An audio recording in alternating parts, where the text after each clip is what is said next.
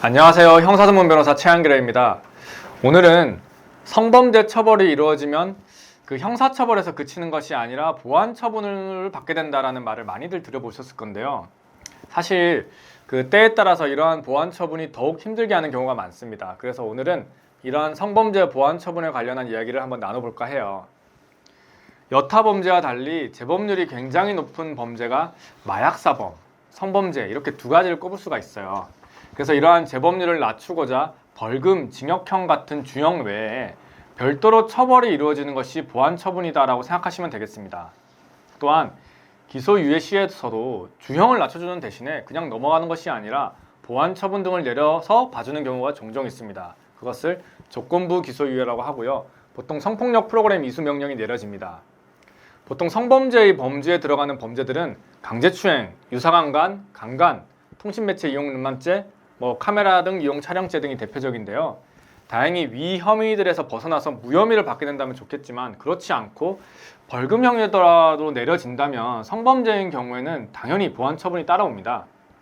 처벌은 처벌대로 받고 이러한 보완처분이 함께 병가되는 것이죠. 어떠한 것들이 있는지 한번 봐보도록 하겠습니다. 먼저 그 네 가지가 있는데요. 수강명령 또는 성폭력 치료 프로그램 이수가 있고요. 다음으로 위치 추적, 전자장치 부착이라는 게 있습니다. 전자발제라고 하죠. 그리고 신상정보 등록, 공개, 고지가 있습니다. 그리고 취업 제한 명령이 대표적인데요. 하나씩 한번 알아보겠습니다. 제가 처음에 말씀드린 수강명령 또는 성폭력 치료 프로그램 이수가 있는데요. 이것은 앞서 말씀드렸듯이 조건부 기소유예에서도 많이 부과되는 보완처분입니다. 법원은 일정 시간 동안 수강명령 또는 이수명령을 범죄자에게 부과할 수가 있고요. 내용에 있어서는 이수명령과 수강명령에 큰 차이는 없습니다. 다만 이수명령인 경우에는 필수이기 때문에 불응한다면 형사처벌을 받을 수가 있다는 사실을 염두에 두셔야겠고요. 그러한 교육이수 또는 수강시간은 500시간 이내에서 이렇게 내려지고 보통 20시간, 30시간, 40시간 이런 식으로 지정된 장소에서 말 그대로 교육이 이루어지는 것입니다. 어떤 경우에 어떤 성범죄가 해당할 수가 있고 이를 예방하기 위해서 어떤 상황에서 어떻게 행동을 취해야지 이런 혐의를 받지 않을 수가 있는지 말 그대로 교육입니다. 사실 그렇게 크지 않은 보완처분이라고 할 수는 있겠지만 사회인이 주중에 업무와 병행을 해가며 그 교육 시간을 채워야 하는 부분이기 때문에 때에 따라서 이 부분도 굉장히 부담스러울 수가 있습니다. 다음으로 위치 추적, 전자장치 부착인 경우에 많이들 알고 계시는 전자발찌입니다. 말 그대로 위치를 추적하기 위해서 착용하는 것으로서 항시 착용을 하고 있어야 하고요. 실시간으로 파악이 되기 때문에 재범 방지에 굉장히 효과가 있습니다. 다만 요 근래에는 그럼에도 범죄를 일으키는 사건 사고들이 보도가 되고 있고요. 그 한계성이 드러나는 것처럼 보이긴 하지만 엄청난 제재임은 확실합니다. 전자장치 부착 명령이 떨어지면 단순히 부착으로 끝나지 않습니다. 특정 지역의 출입이 금지될 수도 있고요. 외출도 제한될 수가 있고 주거를 이전할 시에는 보호관찰관의 허가까지 받아야 합니다. 간단히 말해서 생활의 모든 부분 하나하나가 일거수일투족이 감시되고 제한된다고 생각하시면 됩니다.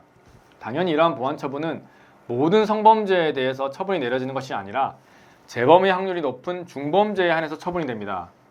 그럼 이제 많은 분들이 불안해하시고 오해가 있으셔서 질문을 많이 해주시는 것이 바로 이 신상정보 등록인데요. 그래서 이 부분을 보다 좀 구체적으로 설명을 드리도록 하겠습니다. 신상 등록 대상 성범죄로서 법원의 재판을 받고 벌금형 이상의 판정을 받는 경우에는 국가에서 신상 정보를 등록하게 하고 관리하는 제도입니다. 쉽게 말해서 성범죄자는 따로 신상 정보를 관리해서 성범죄가 발생했을 경우에 우선적으로 이렇게 수사 대상에 오를 수 있는 대상자들이라고 생각하시면 되겠습니다. 앞서 말씀드린 전자발찌 부착하고 취지는 같지만 그 정도가 다소 미약하다라고 보시면 되겠습니다. 따라서 성범죄로 유죄 판결이 되는 경우에 앞서 말씀드린 성범죄 중에서 통신매체 이용 음란죄를 제외하고는 모든 경우에 신상 정보를 등록하셔야 됩니다. 관할 경찰서에 직접 방문을 하셔서 등록을 하셔야 하고요. 판결 확정일로부터 30일 이내에 신상 정보를 제출하셔야 합니다. 등록 기간도 짧지만은 않은데요. 벌금형인 경우에는 10년, 3년 이하의 징역, 15년, 10년 이상의 징역은 20년, 징역 10년 초과 시에는 30년 동안 계속 등록을 해야 됩니다. 이 신상 정보에 해당하는 것들은 성명은 물론이고 주소지와 실제 거주지, 연락처, 그리고 내가 모는 차량이 있다면 차량 등록번호, 내 키와 몸무게, 직장 및 소재지, 그리고 사진 정도가 있습니다. 이 정보는 처음에 등록 후에 그대로 유지되는 것이 아니라 변경 사항이 있는 경우에는 20일 이내에 방문을 하셔가지고 변경 신청을 해주셔야 하고요. 사진의 경우에는 매년 갱신을 하셔야 됩니다. 머그샷이라고도 하죠. 영화 같은 데서 보면은 죄수들이 정면, 측면 이런 사진들을 남기는 것을 한번 보셨을 건데요. 그겁니다. 또한 이 신상정보 등록이 되는 경우에는 6개월 이상 국외에 체류하기 위해서는 관할 경찰서에 출국 신고를 해야 하고요. 입국 시에도 14일 이내에 입국 신고를 마쳐야 합니다. 만약 이러한 사실을 지키지 못한 경우라면은 추가적인 형사처벌이 이루어지는데요. 1년 이하의 징역 또는 500만 원 이하의 벌금으로 결코 가볍지가 않고 출입국 신고가 이루어지지 않은 경우에는 300만 원 이하의 과태료가 부과가 됩니다. 지금까지 말씀드린 내용은 신상정보 등록이었습니다. 앞서 많은 분들이 불안해하시고 질문을 주신다고 하는 이유가 등록보다 한 단계 더 나아가서 신상정보를 공개하고 고지하는 그런 보안 처분과 혼동을 하셔서 그렇습니다. 등록은 설명드린 것과 같이 관할 경찰서에 나의 신상정보를 등록을 해서 국가가 관리를 하는 것이기 때문에 일반인들이 알 수 있는 방법이 절대 없습니다. 하지만 공개부터는 이러한 성범죄자들을 일반인들이 알 수 있도록 하는 제도입니다. 성범죄자 알림이라는 사이트에서 공개 정보 열람이 가능하고요. 고지 명령은 이러한 정보를 어린애들이 거주하는 읍면동에 그러니까 그 성범죄자가 거주하는 읍면동의 아동 청소년 친권자, 법정 대리인이 있는 가구, 어린이집, 유치원, 초, 중, 고등학교, 학원, 지역의 아동센터, 동사무소로 이렇게 보내는 겁니다. 대상자의 실제 거주지를 기준으로 고지되고요. 동사무소에서는 게시판에 30일간 게시를 해야 됩니다. 굉장히 무섭습니다. 마지막으로 제가 취업 제한에 대해서 말씀드리겠습니다. 말 그대로 취업을 제한하는 처분이죠. 모든 취업을 막는 것은 아니겠죠. 그러나 굉장히 넓은 분야의 취업이 제한이 되고요. 그 기간은 법원이 짧게는 1년, 많게는 3년 내지 5년 이런 식으로 최대 10년까지 부과할 수가 있습니다. 사실 이 부분은 그나마 완화되었다고 볼 수가 있습니다. 2018년도 17월 17일 이후에 법이 개정되고 법원이 형 선고 시 취업 제한을 부과할지 말지를 결정할 수가 있게 된 건데요. 그 이전까지는 성범죄 전과가 발생을 하면은 앞서 말한 신상정보 등록과 같이 의무적으로 부과가 되었었습니다. 그럼 취업 제한의 대표적인 기관을 몇 가지만 설명드리도록 하겠습니다. 먼저 교육기관이 있습니다. 교육기관이 있는데요. 어린이집, 유치원, 학교, 학원, 개인과의 교습자 등 그런 기관들이 포함이 되고요. 아동 청소년 관련 복지시설, 즉 아동 청소년의 이용이 제한되지 않는 체육시설로 수영장, 당구장, 골프장, PC방, 노래 연습장도 여기에 해당됩니다. 또 청소년 활동 기획업소로서 대중문화예술 기획업소, 즉 연예기획사가 있습니다. 거기도 해당되고요. 의료기관 역시 해당이 됩니다. 경비 관련업 및 공동주택관리사무소도 포함합니다. 이러한 기관, 시설 등의 취업 제한 기간 동안 취업을 할 수가 없고요. 만약 이미 그러한 직종에 종사를 하고 있는 경우라면 해임이 되신다고 보면 되겠습니다. 그렇지 않은 경우에 소속기관이 과태료를 묻는 등 불이익이 발생이 됩니다. 그래서 생계에 굉장히 큰 타격을 주는 보안 처분이라고 볼 수가 있는데요. 정반대로 사실 이러한 곳에 취업을 할 마음이 원래 없었고 앞으로도 없다 라고 하신다면 전혀 타격이 없는 처분이라고 할 수가 있으니까요. 이 보안 처분은 정말 극과 극의 반응이 생길 수가 있습니다. 자, 여기까지가 일단 성범죄에 따른 보안 처분과 관련한 내용을 정리해보는 시간을 가졌고요.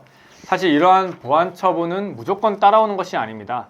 다만 성범죄를 강력하게 처벌해야 한다는 사회적 분위기와 그에 따라 실제 성범죄에 관련해서 처벌 수위는 높아져만 가는 추세로서 보안 처분 역시 부과되는 경우가 굉장히 많습니다.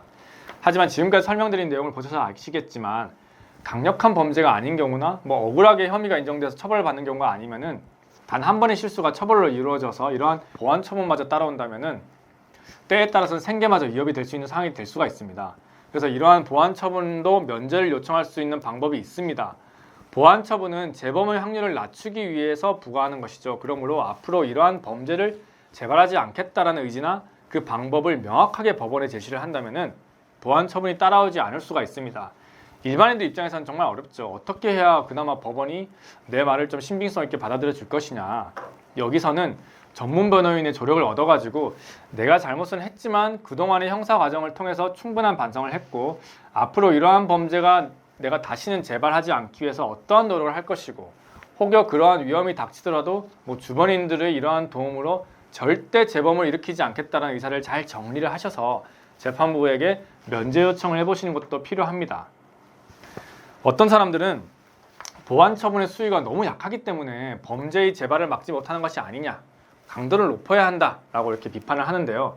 위와 같은 보안 처분은 재범을 방지하고자 하는 목적도 있지만 언젠가는 다시 사회로 돌아와야 하는 사람들에 대한 처분입니다. 과거에 범죄를 저지른 이력으로 과한 제재를 가하게 되면은 오히려 다른 범죄가 발생할 수 있을 뿐만 아니라 진정으로 잘못을 뉘우치고 있는 사람이나 뭐 다소 억울한 사람들에게까지 사회에서 완전히 격리되어 버릴 가능성도 있습니다. 이러한 이유로 보안 처분이 어느 정도 제한적으로 이루어지는 것에 대해서 사회적인 이해 역시 동반되었으면 하는 바람입니다. 어떻게 오늘 영상도 도움이 되셨을까요? 앞으로도 많은 도움과 정보를 드릴 수 있도록 더 노력해서 다음 시간에는 더 유익한 정보로 찾아뵙도록 하겠습니다. 그럼 지금까지 형사전문 변호사 최한결이었습니다. 감사합니다.